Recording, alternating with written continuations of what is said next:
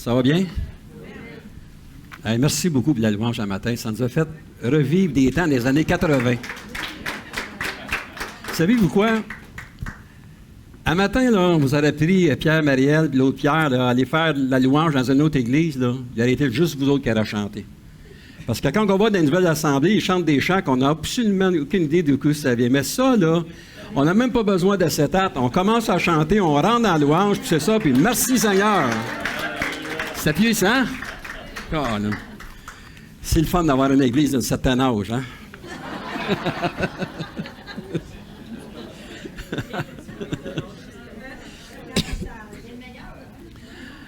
Amen. J'aimerais que vous invitiez à tourner avec moi dans la première lettre de Jean, au 5e chapitre. Et j'aimerais lire le verset 11 à 13. 1 Jean 5, le verset 11 à 13. Et voici ce témoignage, c'est que Dieu nous a donné la vie éternelle et que cette vie est dans son Fils. Celui qui a le Fils a la vie. Celui qui n'a pas le Fils de Dieu n'a pas la vie. Je vous ai écrit ces choses afin que vous sachiez que vous avez la vie éternelle, vous qui croyez au nom du Fils de Dieu. Amen. Seigneur, merci encore une fois pour ta présence, Seigneur. Je te prie, premièrement, de donner l'énergie, Seigneur, pour donner ce message, mais plus que ça, Seigneur, que ce message puisse réellement parler en nos cœurs ce matin. Comme on a eu des témoignages, ce matin, on voit que ton retour est imminent, Seigneur. Et ce message, Seigneur, c'est justement pour nous aider à regarder en détail où on est situé maintenant, Seigneur, où on se place. Est-ce que notre vie est réellement en règle avec toi, Seigneur? Père, je te prie que tu puisses nous donner un cœur qui puisse s'examiner, Seigneur, afin que lorsque tu vas venir, Seigneur, comme on soit, comme on a chanté ce matin, dans la première résurrection, qu'on puisse monter ensemble, Père.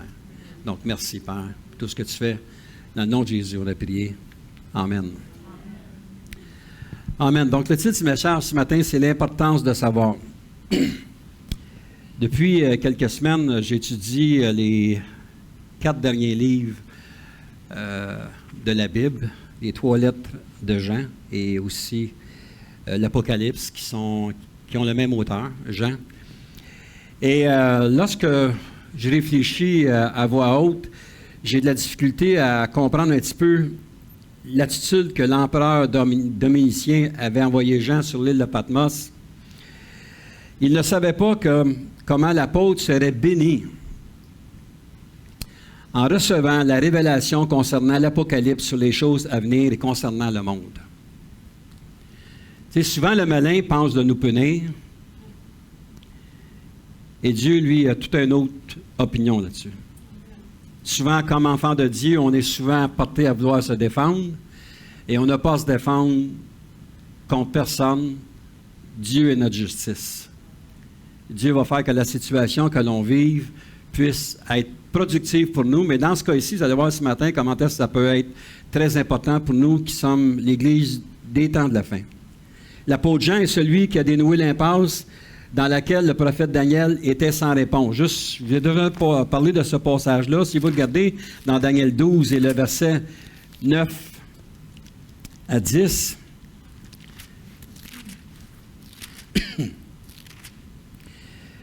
Daniel 12, le verset 9 à 10, il répondit, « Va Daniel, car ces paroles seront tenues secrètes et scellées jusqu'au temps de la fin. Plusieurs seront purifiés, blanchis et épurés. Les méchants feront le mal, et aucun des méchants ne comprendra, mais ceux qui auront de l'intelligence comprendront. » L'apôtre Jean, lorsqu'il a été sur l'île de Patmos, il s'en rendait peut-être pas compte, il était laissé là comme mort, et l'Esprit de Dieu lui a donné une révélation qui nous sert à tous aujourd'hui. Et personnellement, je crois que c'est une des révélations à laquelle on doit s'attarder le plus, nous, ses enfants. Nous qui croyons au retour de Jésus et comment nous évaluer les autres mêmes. Mais Jean a été libéré de cette île. Dominicien pensait que lui était pour mourir, là, mais Jean a été libéré de cette île pour retourner vivre à Éphèse.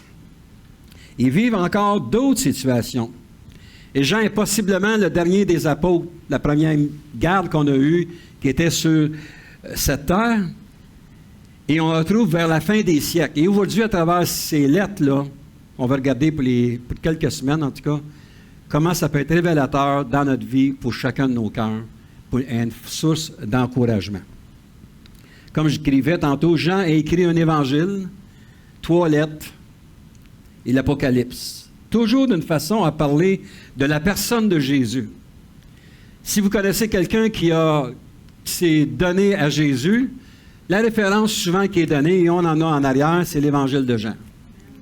Facile à comprendre. Ça ne prend pas un cours théologique. Et pour avoir lu à maintes et maintes reprises lors de ma conversion, même avant ma conversion, cette lettre-là, on peut voir comment est-ce que c'est... il y a une facilité à comprendre que tout est centré sur Jésus. Et c'est important de connaître, d'épanouir notre relation aussi avec Jésus. Jean a eu à se battre avec le début du gnosticisme. Je vais donner un petit peu d'histoire, un peu où on va avec nos lettres. Et c'est toujours dans ma tête, lorsque je réfléchissais là-dessus, comment le Seigneur peut travailler d'une façon bien spéciale. Jean a eu à se battre avec le gnosticisme que vous connaissez, j'en ai parlé à quelques reprises, mieux connu sous le nom de apostasie. Le gnosticisme, c'était le refroidissement des élus, ce qui apportait beaucoup de confusion dans les églises, surtout que l'enseignement des Écritures était altéré. Et aujourd'hui, de nos jours, c'est ce qu'on voit un peu partout. Moi, je ne suis pas quelqu'un qui se promène d'un site à l'autre. Je ne vais même pas dans les sites pour écouter, mais il y a des choses que des fois que j'entends comme ça, et ça m'agace un peu, parce que l'Évangile pur et simple, comme elle nous a été annoncée, est altéré de différentes façons aujourd'hui.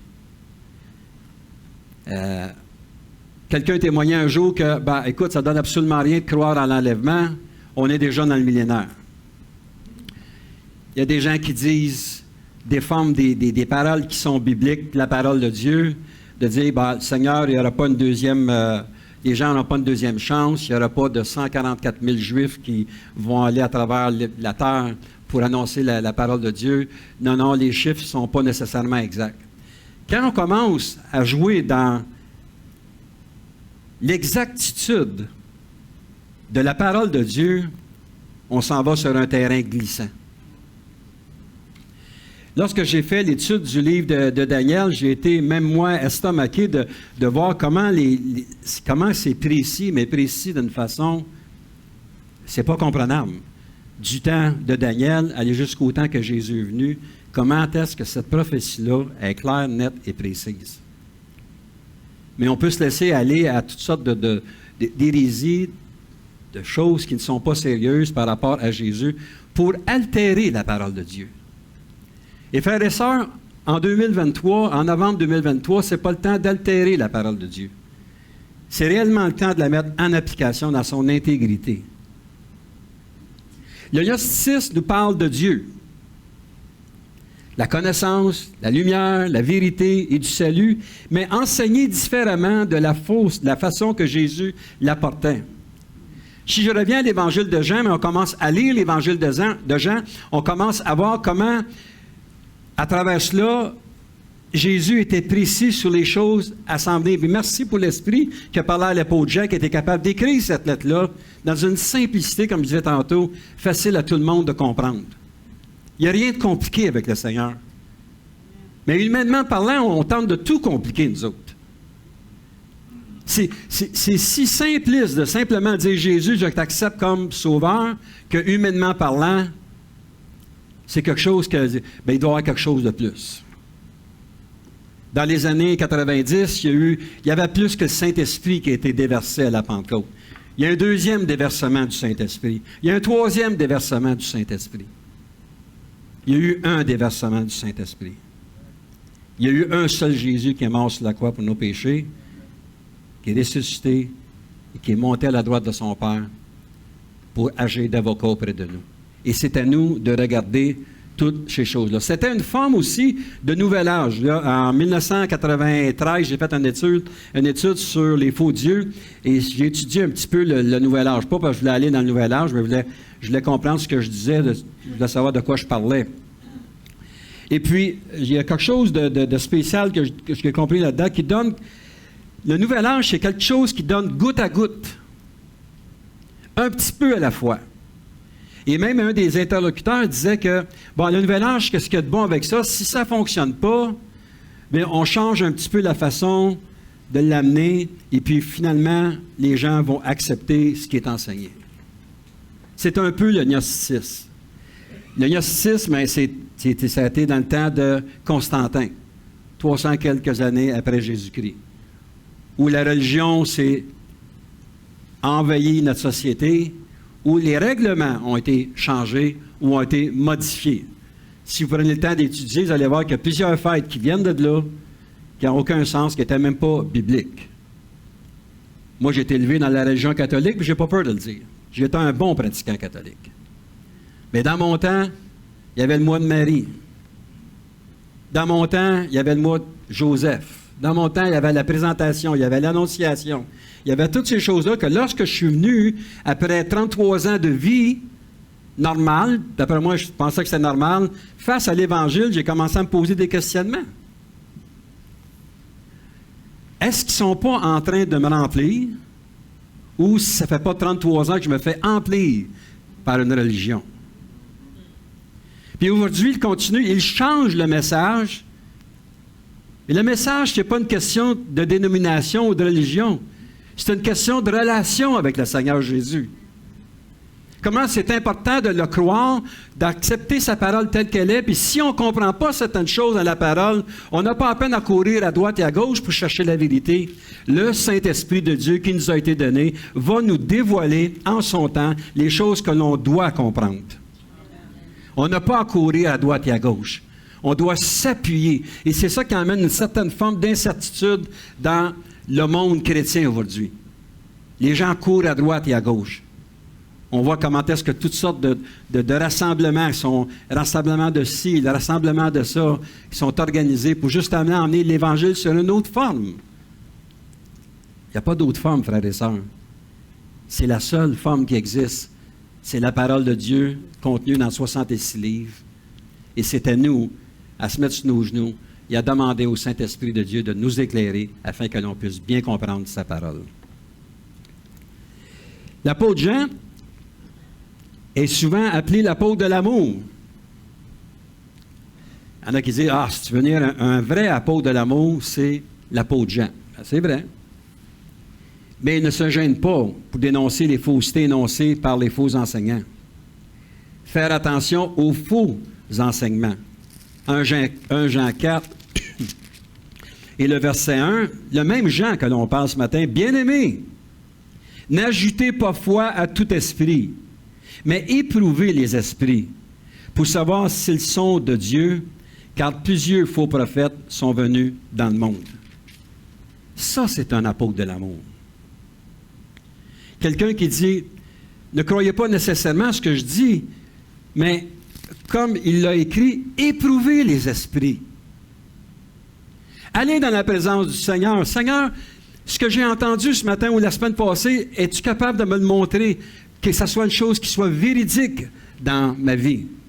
Un commentaire que je lisais ici, justement, sur ce chapitre-là, c'est « Le libéralisme théologique et les sectes religieuses se révèlent eux-mêmes comme des antichrists. Lorsqu'ils nient la pleine divinité de Jésus-Christ, sa naissance virginale, ou sa mort rédemptrice et sa résurrection pour notre salut. Toute déviation ou abandon de la révélation biblique concernant Christ ouvre la voie aux esprits démoniaques trompeurs, car il ou elle abolit l'autorité de la fiabilité absolue de la parole de Dieu. La parole, elle est infaillible, d'un couvert à l'autre. Peu importe les situations que l'on peut lire. Donc, eux, ce qu'ils faisaient, c'est qu'ils Jean venait contre ceux qui déforment l'Évangile et par conséquent éloigne les gens du point central à laquelle la parole de Dieu nous demande d'adhérer afin de vivre en communion avec Dieu. Par la louange, par l'adoration ce matin. On a vécu, pourquoi? Parce qu'il y a des chants qui ont été, c'est des chants qui viennent de la parole de Dieu. C'est des chants qui se font, sincèrement, ça doit faire 30 quelques années que je n'ai pas entendu. Eh bien, dans le monde chrétien, c'est parce que la mode change. C'est passé dû, ces chants-là. Alors, revenez plus souvent avec ces chants-là, s'il vous plaît. On peut vendre la télévision par caméra.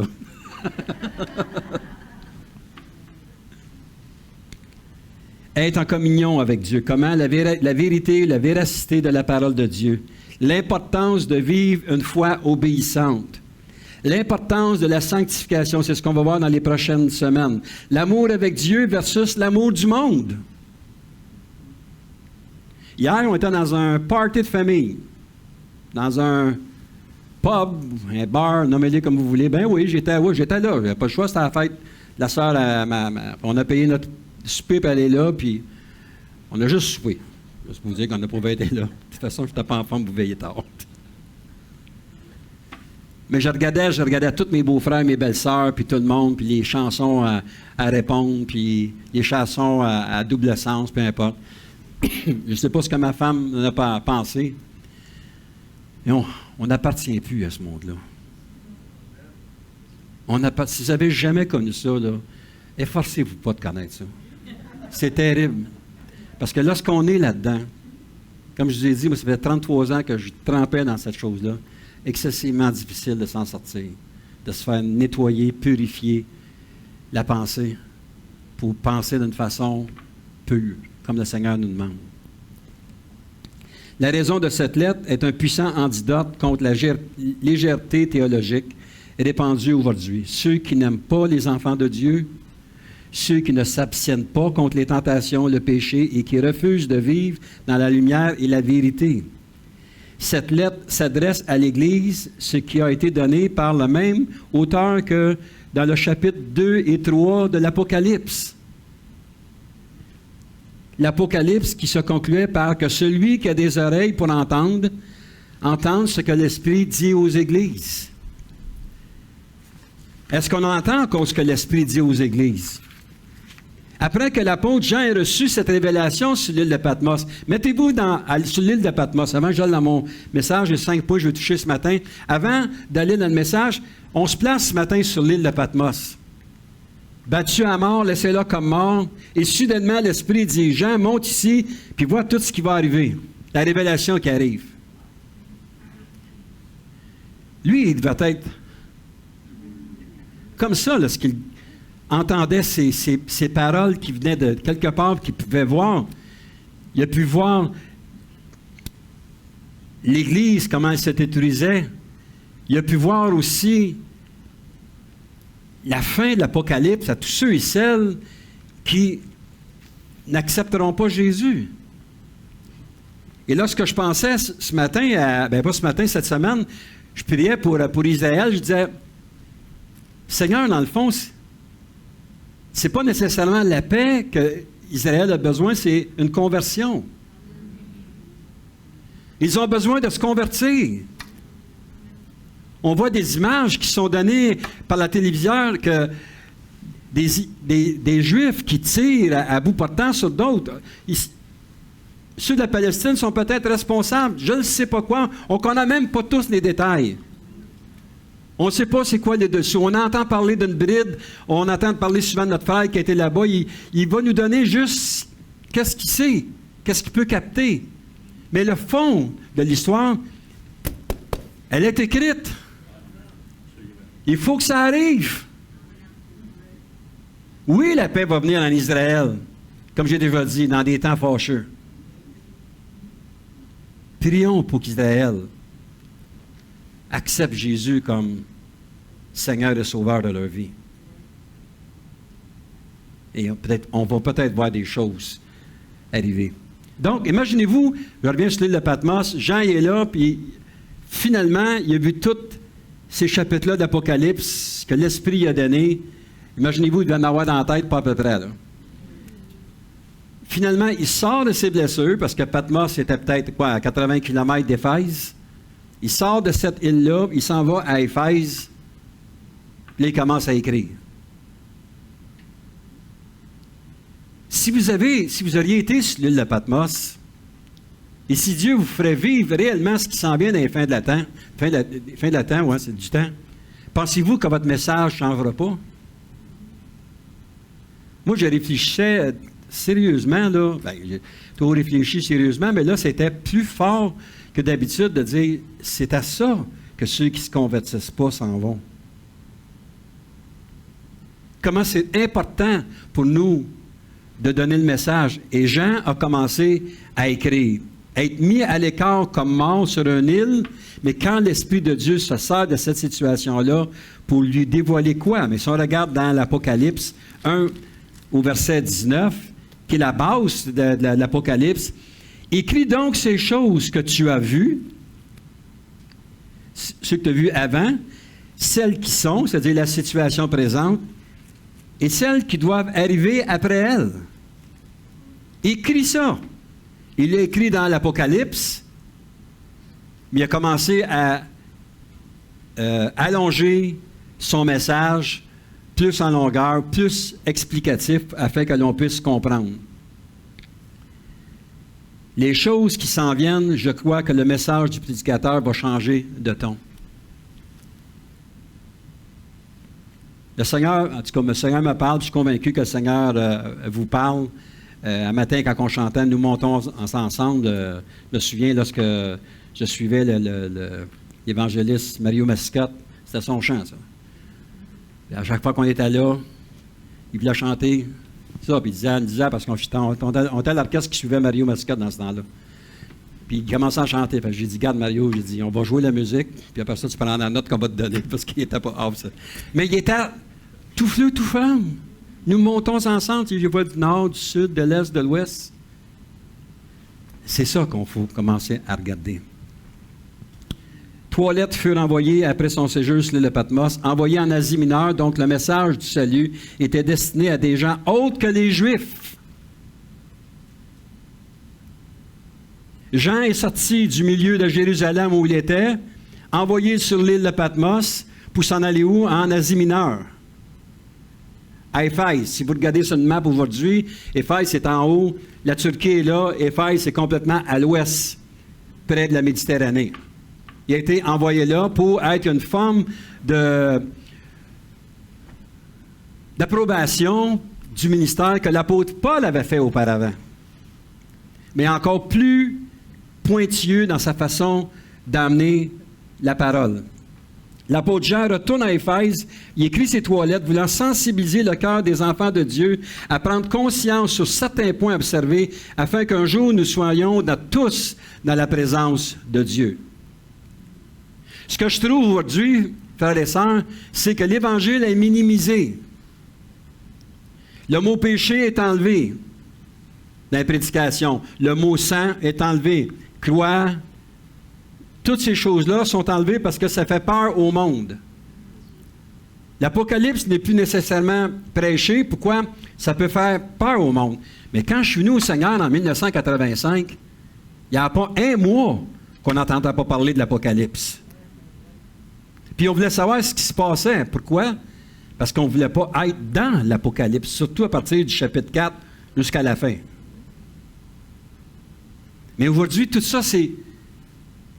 il y a le mouvement de l'esprit, tu as le mouvement de la prophétie, tu as le mouvement, les très grandes louanges. On voit des concerts donnés, puis les gens sont tous... puis ça loue le Seigneur. J'ai rien contre ça. Je ne suis pas quelqu'un qui est contre la louange. Absolument pas. Mais est-ce que ces gens-là sont en louange face à Dieu par rapport à la parole qui les a été annoncée afin qu'ils se repentent et qu'ils avancent avec le Seigneur, ou c'est simplement un feeling personnel avec le Seigneur? C'est pour ça, des fois, si vous écoutez aujourd'hui les chants, un chant peut durer 7 minutes, 4 mots, 5 mots, puis on répète. Ce matin, on chantait la parole de Dieu. Voici Dieu est ma délivrance. C'est ça la parole de Dieu, c'est de la vivre. Donc, une chose aussi à remarquer, que la première recommandation qu'il a reçue sur l'île de Patmos, c'était concernant quelle église? Éphèse. Intéressant qu'il soit déporté de Patmos et qu'il s'en aille à Éphèse. Et ça m'a fait chercher un peu plus, mais pourquoi aller là? Le Seigneur avait une raison bien spécifique. Et la base de son message, de ses lettres, a été par rapport à ce qu'il a vu et ce qu'il a entendu sur l'île de Patmos. C'était concernant l'Église d'Éphèse, et le terme de cette lettre était « Tu as perdu ton premier amour ».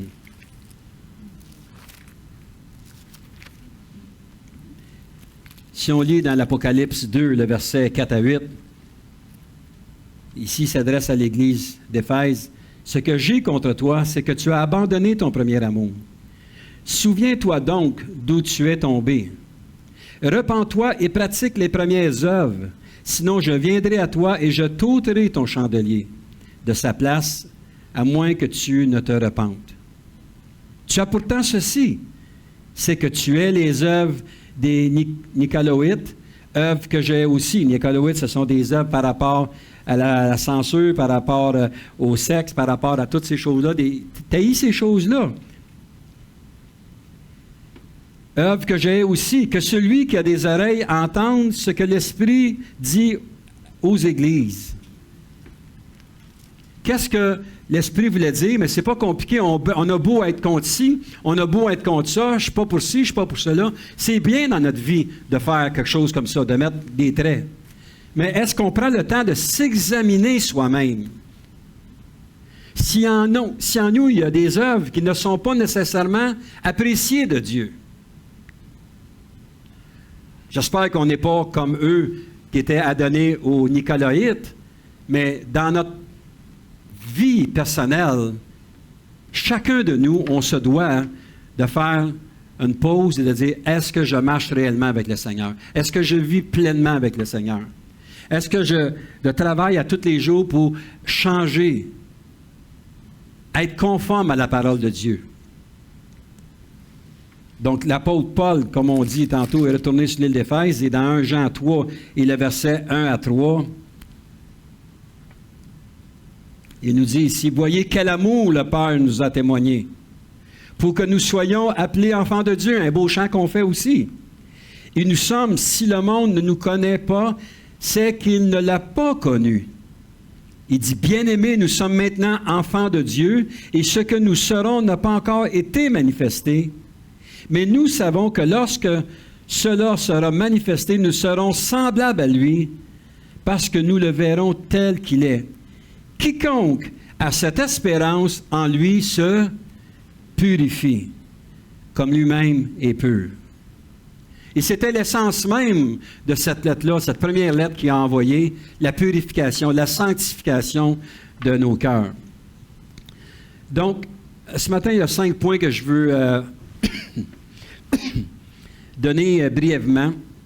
Et j'aimerais qu'on puisse passer à travers cela, et je vais revenir dans les autres semaines pour compléter. Premièrement, le test de la foi. 1 Jean 5 et le verset 1, la parole dit « Quiconque croit que Jésus est le Christ est né de Dieu, et quiconque aime celui qui l'a engendré aime aussi celui qui est né de lui. » Le commentaire nous dit la foi véritable s'exprime en elle-même à travers la gratitude et l'amour que nous manifestons à l'égard du Père et de Jésus-Christ, son Fils. La foi et l'amour vont de pair, car lorsque nous sommes nés de Dieu, le Saint-Esprit déverse l'amour de Dieu dans nos cœurs.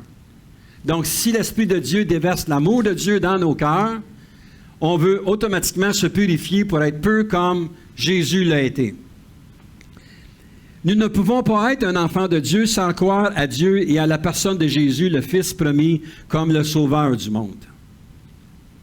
Nous ne devenons pas chrétiens en louant, en servant ou en enseignant, mais nous devenons chrétiens en croyant.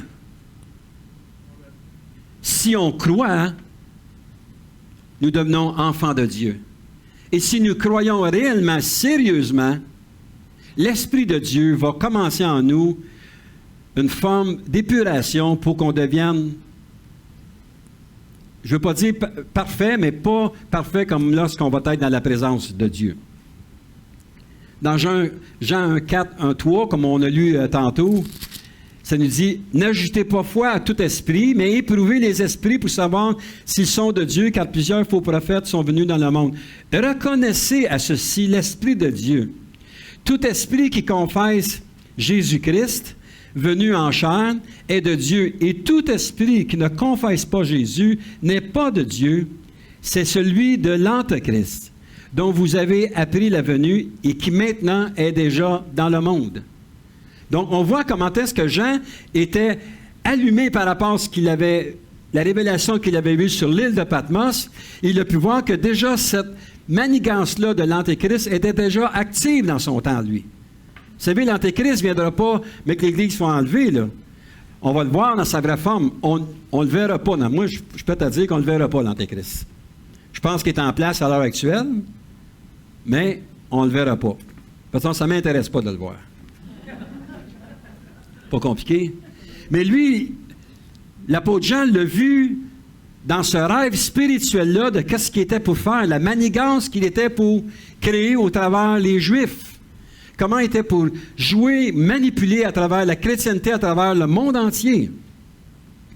Jésus-Christ est venu en chair lorsque Jean écrivait cette lettre.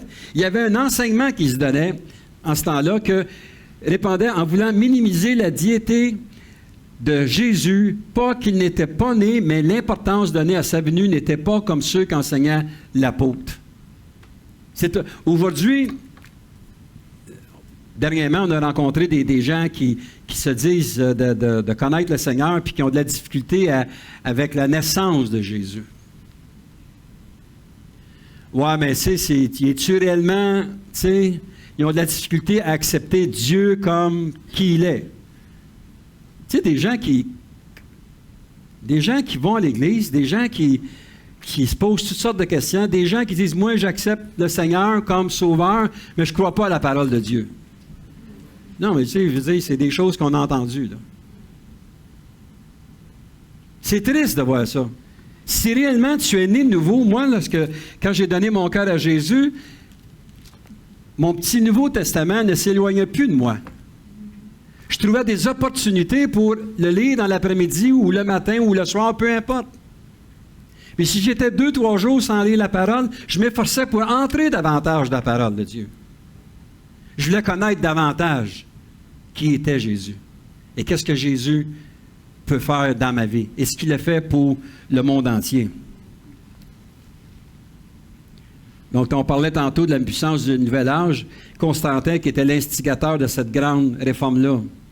Premièrement, il faut comprendre la préexistence de Jésus. 1 Jean 4,2, ça nous parle. Reconnaissez à ceci l'Esprit de Dieu, tout esprit qui confesse Jésus-Christ, venu en chair, est de Dieu. Donc, il dit Jésus-Christ, venu en chair. Donc, Jésus a toujours existé. Tout le temps existé. Trop souvent, on commence à le fêter à partir du 25 décembre. Jésus est venu au monde. Ben, moi, je ne me gêne pas de dire Noël, c'est le 25 décembre, mais la naissance de Jésus, ce n'est pas le 25 décembre. Ben, achetez pas de cadeau le 25 décembre. Jésus, personne ne sait quand il est venu au monde.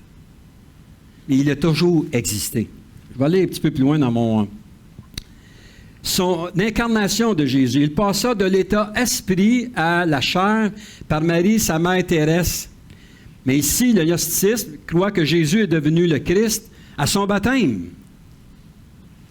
Donc, Jésus est devenu réellement le Christ lorsqu'il a été baptisé à l'âge de 30 ans. Non, il était le Christ de toute éternité, prévu par Dieu. Et encore une fois, je ne veux pas aller donner des coups sur mon ancienne religion. C'est pour ça qu'eux insistent que si tu veux être un enfant de Dieu, en dedans d'une semaine, il faut que tu t'organises que ton enfant soit baptisé. Je peux parler aisément de ça parce que j'ai déjà été dans un séminaire pour devenir prêtre. Fait qu'il y a des choses que j'ai vues qui m'ont aidé avant ma conversion. Je n'ai jamais porté la soutane. Mais quand même, il y a des choses qui m'aident à saisir un petit peu cette grande hérésie-là qui existe dans le monde entier, comment est-ce que ça peut nous éloigner? Donc, il a toujours existé. Il a été incarné par l'Esprit de Dieu qui a fécondé Marie. C'est la nature pure de Dieu qui est entrée purement dans un ovule, et cet enfant-là est devenu au monde comme vous et moi. Il est parfaitement humain. Jésus peut facilement comprendre ce que vous vivez, en tous les domaines. Peu importe la situation, il vous connaît. Sa sainteté, la parole nous dit qu'il est le Fils de Dieu. Comme on connaît, hein, Jean 3,16, vous connaissez le verset? Car Dieu a tant aimé le monde. Ne périsse point. Merci. Ça allège mon fardeau ce matin. Ma grippe. Son côté humain lui fut donné dès sa naissance. Il cessa d'être partie intégrante d'Élohim. Regardez avec moi dans Genèse 1.1. Prenez un petit peu matin, là. Au commencement, Dieu créa les cieux et la terre. Quel beau passage. Et qui était Dieu? Élohim. La Trinité, Père, Fils et Saint-Esprit. À ce moment-là, Dieu, dans les Écritures, est appelé le Père et le Fils est devenu le Fils de Dieu, comme on connaît au début des Évangiles. Donc, il s'est fait chair. Sa vie éternelle, qu'il a toujours existé, qu'il a toujours été présent dans ce monde, mais qu'il était aussi présent même avant que la terre, quand la terre était informe. Et ça, j'ai essayé de réfléchir là-dessus. Ça, c'est difficile à comprendre. Je ne l'ai pas compris encore. J'espère qu'un jour, dans la présence du Seigneur, on va être capable de comprendre tous ces mystères-là. Mais il a toujours été présent dans le plan parfait de Dieu. Deuxième point, le test de la vie. 1 Jean 2, le verset 29. La parole nous dit, « Si vous savez qu'il est juste, reconnaissez que quiconque pratique la justice est né de lui. » Pour un apôtre de l'amour, on voit comment est-ce que l'apôtre Jean avait tellement d'amour qu'il dit tout simplement à mes petits-enfants, à ceux qui l'écoutent, surtout à l'Église d'Éphèse, « Bien, si vous savez qu'il est juste, reconnaissez que quiconque pratique la justice est né de lui. » Donc, ce qu'il voulait dire indirectement, c'est « Appliquez-vous à vivre dans la justice. » Parce que là, vous perdez votre premier amour. Et plus qu'on avance dans le temps, on voit comment l'Église se refroidit. Il y a peut-être des amoncellements de gens à des endroits. Moi, je suis content qu'il y ait bien du monde dans des églises. Ça ne me dérange pas du tout. Mais c'est surtout nous qui sommes le temple du Saint-Esprit. Est-ce qu'on travaille à être juste devant Dieu? 1 Jean 3, le verset 7, la parole nous dit, « Petits enfants, encore une fois, que personne ne vous séduise. Celui qui pratique la justice est juste, comme lui-même est juste. » Encore, il met l'emphase davantage sur la justice de Dieu. Tu as beau dire, moi je suis un enfant de Dieu, moi je suis un chrétien, je suis membre de telle et telle église, il n'y a pas de problème avec ça. Le problème, ce n'est pas que tu sois membre ou que tu ne sois pas membre, que tu ailles ou que tu n'ailles pas. Est-ce que tu vis dans la justice de Dieu? Ça, c'est quelqu'un qui nous aime. L'apôtre de l'amour. Parce qu'au début, il a parlé des enfants, puis là, il nous parle de petits-enfants. Et au verset 10, c'est par là que se font reconnaître les enfants de Dieu. Là, il est un petit peu plus pointu. Et les enfants du diable. Quiconque ne pratique pas la justice n'est pas de Dieu, non plus que celui qui n'aime pas son frère. Et ça nous interpelle. Quelle est l'attitude de notre cœur? Quelle est l'attitude de notre cœur? Comment on se sent?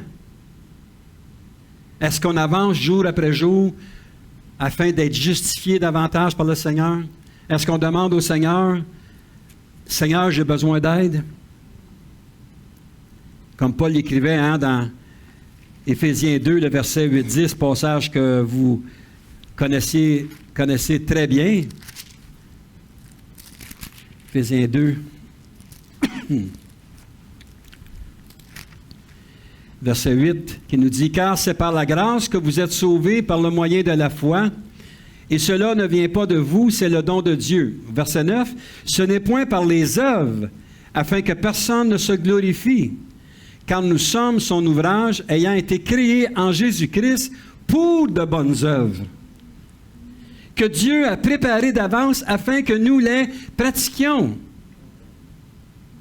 On ne vient pas à l'Église pour faire des œuvres, pour faire telle et telle chose. Non, parce qu'on n'est pas sauvé par les œuvres. Ça ne veut pas dire qu'on ne fera pas des choses pour aider l'avancement de l'Église. C'est pas ça que je veux dire. Mais ce que ici Paul veut nous dire, c'est qu'on est créé pour de bonnes œuvres, que Dieu a préparées d'avance, dans la justification de sa parole, dans son avancement avec lui, dans sa connaissance de la parole. Donc aujourd'hui, on a davantage besoin de la parole de Dieu. On a besoin davantage des frères et des sœurs pour s'exhorter les uns les autres. Et oui, il y a des fois qu'il y a des messages qui peuvent être difficiles à recevoir. Mais allons devant le trône de grâce et devant notre Seigneur, éclaire-moi là-dessus. C'est notre responsabilité. Pas sauvés par les œuvres, mais nous sommes sauvés pour de bonnes œuvres afin que nous les pratiquions. Des œuvres qui plaisent à Dieu. Regardez en Tite.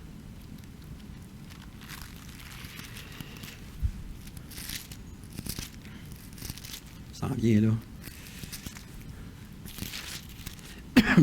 Tite 2,14, la parole nous dit « Qui s'est donné lui-même pour nous afin de nous racheter de toute iniquité et de se faire un peuple qui lui appartienne, purifié par lui et zélé pour les bonnes œuvres. » C'est différent que de se créer des propres ministères. Vous avez le ministère de ci, le ministère de ça, le ministère de ça. Je n'ai rien contre ça encore. Il y a des choses qu'on a besoin de faire. Mais la parole de Dieu, exprimée par Paul et même exprimée par l'apôtre Jean ce matin, c'est qu'on a été fait pour faire des bonnes œuvres. C'est-à-dire l'œuvre de justification, premièrement, dans notre cœur, qui va faire que tout va s'enchaîner. Les gens vont se sentir bien dans notre présence. Les gens vont voir qu'on change. Les gens, des fois, ont peut-être une perception de nous face à face comme ça. Mais lorsqu'on agit, lorsqu'on a l'amour de Christ dans notre cœur, on n'est plus la même personne. On n'a pas à s'emporter contre les frères et les sœurs. Moi, je dois vous avouer des fois que l'amour de Christ, j'ai de la difficulté, c'est tout avec la pléiade de comptes jaunes qu'on a. Là, des fois, je viens sans connaissance par rapport à toutes choses. Là, je perds patience. Ma femme pourra vous le témoigner, je perds patience. Mais je prie le Seigneur, je dis, Seigneur, donne-moi de la patience par rapport aux gens de la voirie. Non, mais si vous venez en nez, elle le sait quand même. Mercredi, quand je suis parti de la réunion de prière, elle dit, je ne peux pas correcte, tu viens de sortir d'une réunion de prière. C'est moi, votre pasteur. Humain comme vous autres. Troisième point, le test de l'amour. Ah, là, pasteur, ça c'est le fun, ça. Dieu est amour. Oui, Dieu est amour. 1 Jean 4. On va en parler de l'amour. Laquelle amour que l'apôtre Paul nous parle. 1 Jean 4, le verset 7 à 10.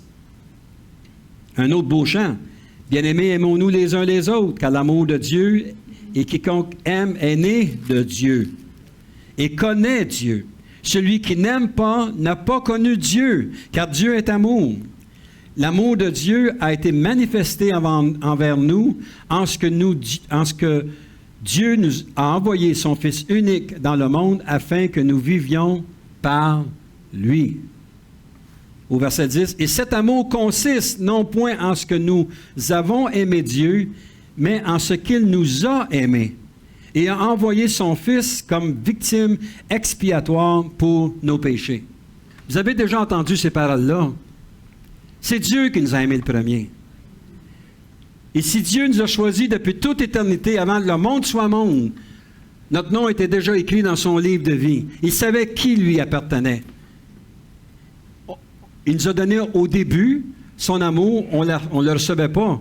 On n'était peut-être pas capable, conscient de voir que Dieu nous aimait, mais avec les années, on s'aperçoit comment est-ce que Dieu nous aime. Hier, je partageais avec un de mes beaux-frères, puis il disait, lui, il est rendu à 68 ans, puis il disait, il n'a pas été capable de dire « je remercie Dieu », mais il dit, en tout cas, il dit « je remercie »,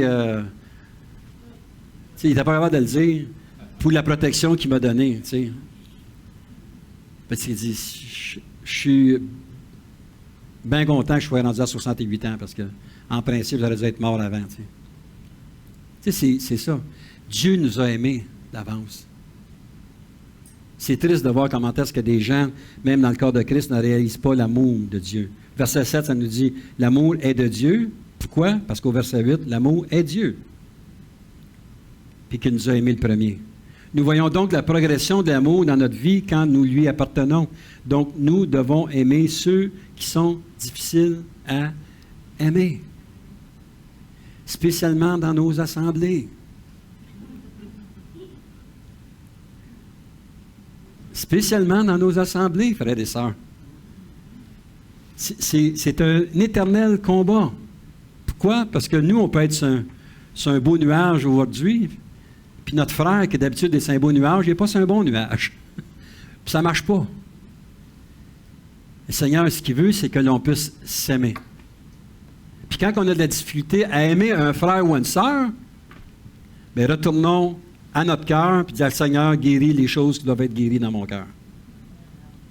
Et là, ça va changer. Et là, ça va s'améliorer. Quatrième point, le test de la croissance. 1 Jean 5, le verset 4, Jean nous dit, parce que tout ce qui est né de Dieu triomphe du monde, et la victoire qui triomphe du monde, c'est notre foi. Le test de la croissance. Le commentaire, il nous disait, la foi qui triomphe du monde est la foi qui voit les réalités éternelles, qui expérimente la puissance de Dieu et qui aime Christ jusqu'au point où les plaisirs malsains du monde, les valeurs séculières, les voies impies et le matérialisme égoïste ont non seulement perdu leur attrait, mais sont considérés avec dégoût. Ça, c'est la croissance. On ne doit plus être attiré aux choses qui nous attiraient avant. Il y a des choses qui doivent changer dans notre vie. Si nous connaissons Dieu et que nous le suivons depuis un certain temps, nous devons être en mesure de supporter la pression concernant les tentations. Mais là, j'ouvre une parenthèse. Est-ce qu'on va être tenté? Oui, la Bible a dit qu'on va être tenté. Est-ce qu'on résiste à toutes les fois? Pas sûr. Ça, c'est une question qui s'adresse à chacun de nous. Donc, comme ça dit dans 2 Corinthiens 5, le verset 17, nous devrons être en mesure de voir que nous nous améliorons. Nous sommes une nouvelle créature. La guerre de la chair, le monde et l'ennemi ne cessera jamais, mais nous devrions être en mesure de gagner certaines batailles. Et frères et sœurs, je veux vous rassurer ce matin, si vous avez fauté, si vous avez chuté, bien, Dieu est justice. Il demande simplement que l'on puisse confesser nos fautes. Il va nous les pardonner afin que nous puissions rétablir cette communion parfaite avec Christ. On ne peut pas se sentir responsable. Non, c'est pas ça que je veux dire. On ne doit pas se sentir culpabilisé par rapport à cela, mais on a un intercesseur qui vient à nos besoins. On est associé avec quelqu'un de puissant. Eh oui, Jean nous dit dans 1 Jean 4 et le verset 4, « Vous, petits-enfants, encore une fois, vous êtes de Dieu et vous les avez vaincus parce que celui qui est en vous est plus grand que celui qui est dans le monde. » On n'est pas seul. Celui qui vit en vous est plus grand que celui qui est dans le monde. Le monde peut nous essayer avec tous leurs attraits, toutes les choses-là qui s'en viennent. Non. On a quelqu'un qui vit en nous qui est pas mal plus puissant. Et on peut dire, Seigneur, enlève-moi les désirs du monde. Enlève-moi, Seigneur, les désirs de vouloir conquérir. Enlève-moi les désirs, Seigneur, de vouloir posséder, Seigneur. Enlève-moi les désirs de vouloir fêter comme je fêtais avant, Seigneur. Et Seigneur, ce que je veux, c'est de centrer ma vision sur toi seul, afin d'être changé. On est associé avec quelqu'un de très puissant. Le secret de gagner du terrain est de tomber de plus en plus en amour avec Jésus.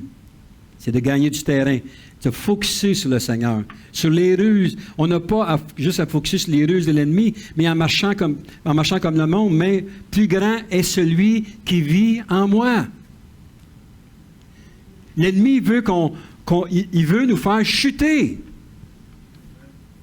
Il veut nous faire mentir, il veut nous faire douter.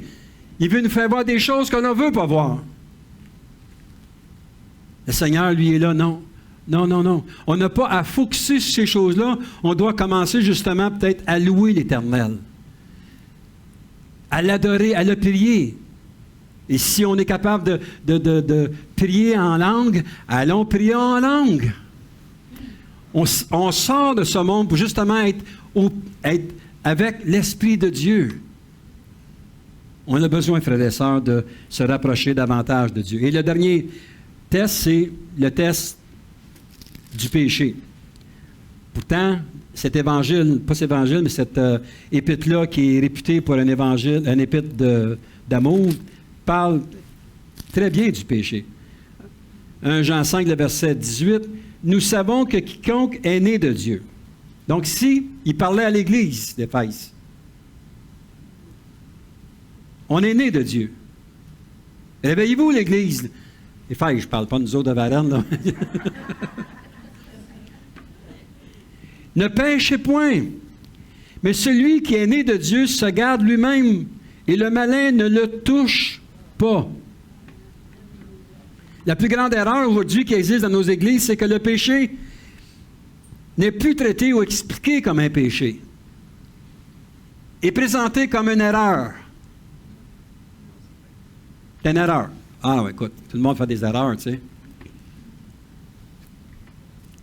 C'est une erreur de croire ça. Parce qu'un péché, il faut qu'il soit confessé.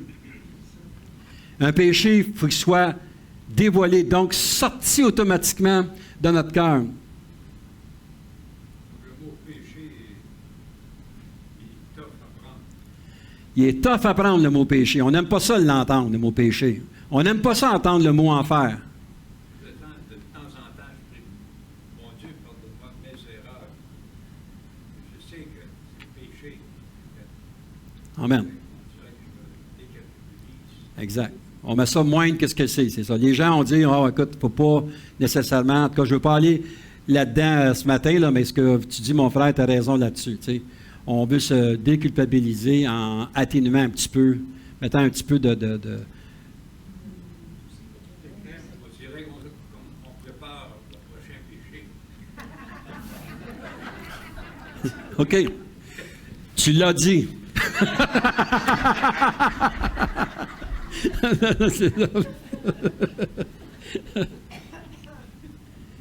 Mais comme quelque chose de banal.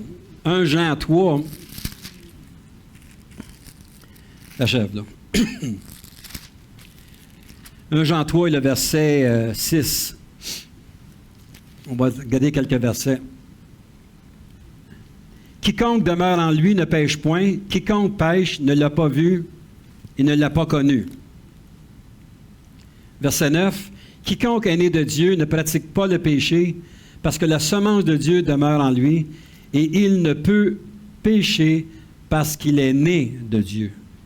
Et au verset 10, c'est par là que se feront reconnaître les enfants de Dieu et les enfants du diable. Et on dit tout ça encore aujourd'hui. Bien, c'est un fait. Quiconque ne pratique pas la justice n'est pas de Dieu, non plus que celui qui n'aime pas son frère. Ce matin, ce n'est pas le but de mettre des points là-dessus, c'est que s'il y a des mots qui nous chicotent un petit peu, surtout des mots qui sont écrits dans la parole de Dieu, Ça vaut peut-être la peine d'aller, Seigneur, est-ce que je te suis toi ou je suis quelqu'un d'autre? Est-ce que le chrétien pêche? Oui. Si votre réponse est oui, cela ne veut pas dire que vous êtes exclu du plan de Dieu lorsque vous péchez. C'est ce que l'ennemi veut faire comprendre. Si on pêche, l'ennemi va automatiquement venir nous voir et nous dire, tu vois, tu dis chrétien, puis tu es comme ci, tu es comme ça. C'est pas parce que tu as fait un péché. Et ça, je vous dis, peu importe le péché que vous allez commettre, peu importe, vous avez toujours la chance d'aller devant le Seigneur puis de lui confesser votre péché et de vous éloigner de ces voies-là, une fois pour toutes, et de vous reconsacrer davantage au Seigneur. Ça, c'est ce que l'Évangile nous annonce. C'est ce que l'Évangile de Jean nous annonçait. Sauf que dans les derniers temps, dans l'Apocalypse, il n'y aura pas une deuxième chance de s'en aller dans cette direction-là. Mais lorsque nous sommes conscients que nous avons blessé, offensé notre Père céleste, nous devons le confesser et lui demander pardon afin de rétablir la paix avec lui. En conclusion, ce matin, frères et sœurs, c'est important que l'on puisse prendre le temps puis de s'évaluer soi-même. Je vais m'inviter, Pierre, c'est que chanter Son de moi ou Dieu, tu es capable en mi mineur? Mieux. Écoute, on est parti dans les années 80, on va continuer. Jean sur l'île de Patmos, à 7 reprises, il dit que celui qui a des oreilles entende ce que l'Esprit dit aux églises. 7 lettres différentes envoyées à 7 différentes églises. Et si vous regardez l'Apocalypse, vous voyez qu'à l'Odyssée, ils disent que c'est la dernière église sur terre.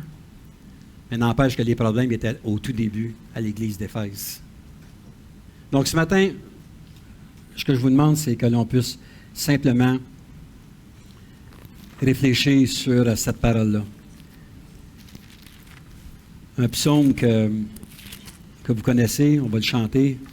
Le psaume 139, le verset 23-24. Sonde moi, ô Dieu, et connais mon cœur. Éprouve-moi et connais mes pensées. Regarde si je suis sur une mauvaise voie et conduis-moi sur la voie de l'éternité. L'auteur de ce psaume disait, et connais mon cœur. C'est-à-dire, Seigneur, entre dans mon cœur. Et connais mon cœur, automatiquement, c'est que dévoile les choses qui ne sont pas de toi, qui sont dans mon cœur. Et je pourrai te prier, Seigneur, afin que tu puisses me délivrer de ces choses-là impures qui m'empêchent d'avoir une communion parfaite avec toi. Amen.